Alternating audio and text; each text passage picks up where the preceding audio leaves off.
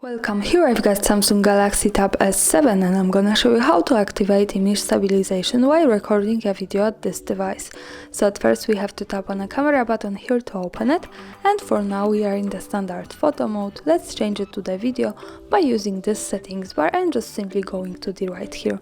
Here we are in the video mode. From here let's go to the left and tap on this button. Here we can open the advanced camera settings. In the video mode, we have the video settings at the first position. As you can see here at the last place we have the video stabilization. So by using this button we can turn it off and turn it on like that. This is how it works here. And that's all, thanks for watching, subscribe my channel and leave the thumbs up.